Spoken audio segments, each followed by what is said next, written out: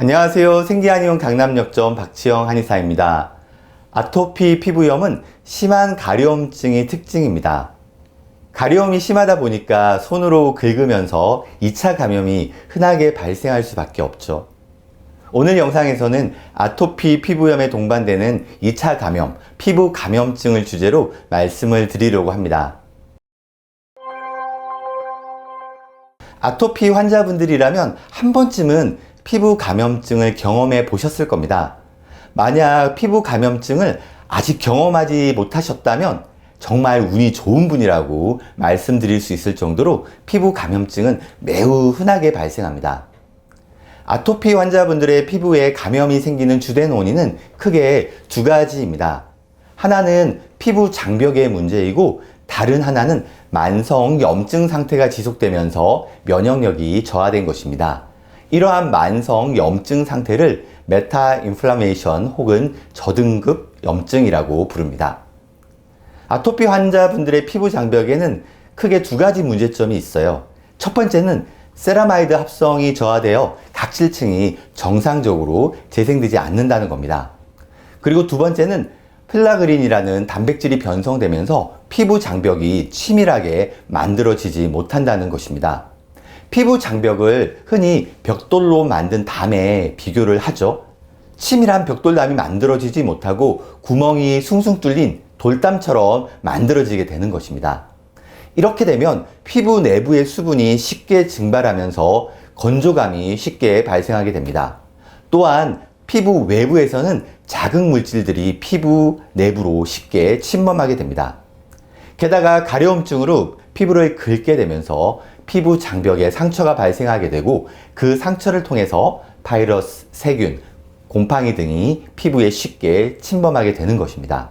좀 전에 말씀드린 피부 장벽의 문제 외에도 또 다른 중요한 요인은 아토피 피부염에서 면역세포들이 과도하게 활성화된다는 점입니다. 인터루킨 4번, 13번과 같은 사이토카인은 물론이고 IgE, 히스타민, 호상구와 헬퍼 T세포 등도 증가해 있습니다. 그렇다면 이처럼 면역 반응이 과도하게 활성화되어 있는 상태는 면역 시스템이 충분히 작동한다는 뜻일까요? 만성적인 염증 상태, 즉 메타 염증 상태가 지속되면서 면역계의 기능은 오히려 더 떨어지게 됩니다. 그래서 다른 용어로 저등급 염증이라고도 부릅니다. 아토피 환자분들은 이런 메타 염증 상태에서 세균, 바이러스, 진균과 같은 외부 미생물들을 제대로 처리하지 못하면서 피부 감염증에 취약게 되는 것이죠. 2차 감염은 크게 바이러스, 세균, 곰팡이 감염으로 나눌 수 있습니다. 각각의 증상에 따라서 적절한 관리와 치료가 필요하기 때문에 반드시 전문가의 진단과 상담을 받으셔야 합니다. 먼저 바이러스 감염에 대해서 설명드리겠습니다. 바이러스는 입자의 크기가 세균이나 진균에 비해 작은 것이 특징입니다. 감기는 대표적인 바이러스 질환이죠.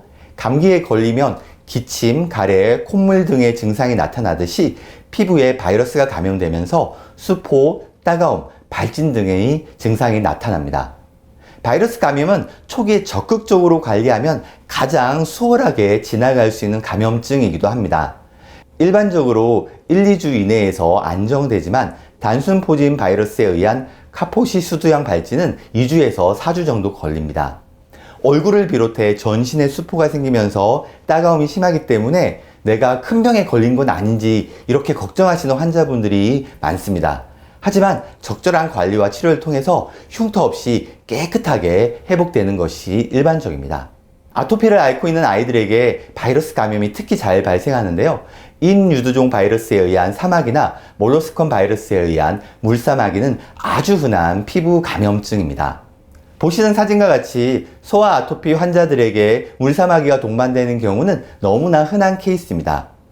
아이들뿐만 아니라 성인에게도 인유두종 바이러스 감염에 의한 사마귀는 빈번하게 발생할 수 있습니다. 사마귀 치료는 아토피 치료에 비해서 쉽고 빠르게 진행된다는 것이 특징입니다. 아토피 환자분들께서 가장 힘들어하시는 피부 감염증은 바로 세균 감염입니다. 대표적인 세균 감염으로 콩알 같은 농주머니가 발생하는 농가진이 있습니다. 심한 경우에는 고열까지 동반됩니다. 이외에도 상처 주변에 노란색 진물이 흐르는 세균 감염증도 있습니다. 세균 감염은 바이러스보다 좀 더 깊은 피부 조직에 영향을 미치기 때문에 염증 반응이 더 격렬하게 발생하는 것이 특징입니다. 세균 감염의 경우에는 피부뿐만 아니라 연 조직까지 확산되어 연조직염이 발생하기도 합니다. 연조직염을 과거에는 벌집 모양의 염증이라고 해서 봉화지겸 혹은 봉소지겸으로 부르기도 했습니다. 연조직염이 발생한 경우에는 손목, 발목, 손가락 관절 부위의 염증 상태를 잘 살펴봐야 합니다. 만약 심한 통증과 발열이 동반된다면 항생제 처방이 필요할 수도 있습니다. 그럼 마지막으로 곰팡이 감염에 대해 말씀드리겠습니다. 우리가 가장 쉽게 접할 수 있는 곰팡이 감염증은 무좀이죠. 아토피 피부는 상처가 많고 진물이 발생하기 때문에 곰팡이 감염에 취약한 환경 조건이 됩니다. 곰팡이는 바이러스나 세균에 비해 입자 크기가 매우 커서 피부 깊숙이 침범하는 특징이 있습니다. 그래서 한번 곰팡이에 감염되면 제거하기가 매우 어렵습니다. 지금 보시는 사진처럼 소아 환자들은 얼굴이나 가슴 등 그리고 팔다리에 동그랗거나 불규칙한 모양의 곰팡이 감염이 잘 생깁니다. 어린 나이일수록 악화 속도가 빠르지만 반면에 치료 반응도 빠릅니다. 오히려 청소년기나 성인 아토피에서 곰팡이 감염이 더 큰 문제가 됩니다. 목, 겨드랑이, 사타구니, 팔꿈치 안쪽 등 접히는 부위, 땀이 많이 차는 곳에 주로 발생하죠. 이런 부위에 곰팡이 증상이 나타나면 정말 신속하게 대처해야 합니다. 초기에 곰팡이 감염을 치료하지 못하면 환부에 색소 침착이 발생하면서 치료 기간이 매우 길어지기 때문에 주의가 필요합니다. 아토피 피부염은 그 자체로도 힘든 질환이지만 다양한 종류의 2차 감염까지 동반되면서 환자분들의 고통은 가중될 수밖에 없습니다. 2차 감염, 피부 감염증에 대한 대처가 중요하지만 무엇보다 아토피 피부염 자체를 효과적으로 관리하고 치료하는 것이 가장 핵심입니다. 감염 증상은 확산 속도가 빠르고 특이한 반응을 보이는 경우가 많기 때문에 꼭 전문가의 조언을 구하시는 것을 추천드립니다. 아토피 환자분들께서 일상생활에서 감염 예방을 위해서 몇 가지 주의사항을 기억하셔야 합니다. 먼저 오염된 손은 반드시 흐르는 물로 깨끗하게 씻어야 합니다. 다만 알코올 성분의 손 소독제는 피부 장벽을 손상시킬 수 있기 때문에 조심해야 합니다. 그리고 평소에 웨트리싱을 자주 해주시고 피부 통풍에도 피부 환기에도 신경을 써주셔야 합니다. 또한 혈당이 높아지면서 감염에 더욱 취약해질 수 있기 때문에 단 음식과 기름진 음식도 피하시는 것이 좋습니다. 오랜 기간 아토피 피부염으로 고생하신 분들은 스테로이드제나 면역 억제제를 사용하신 분들이 대부분이죠. 이러한 분들의 경우에는 특히 피부 감염에 매우 취약할 수 있기 때문에 주의가 필요합니다. 오늘 영상에서는 아토피 피부염에 흔하게 동반되는 2차 감염, 피부 감염증을 주제로 말씀을 드렸습니다. 오늘 영상이 많은 분들께 도움이 되었으면 좋겠습니다. 영상 보시고 궁금하신 점이 있다면 댓글로 남겨주시면 답변 드리겠습니다. 이 영상이 도움이 되셨다면 구독, 좋아요, 알림 설정 부탁드립니다. 시청해 주셔서 감사합니다.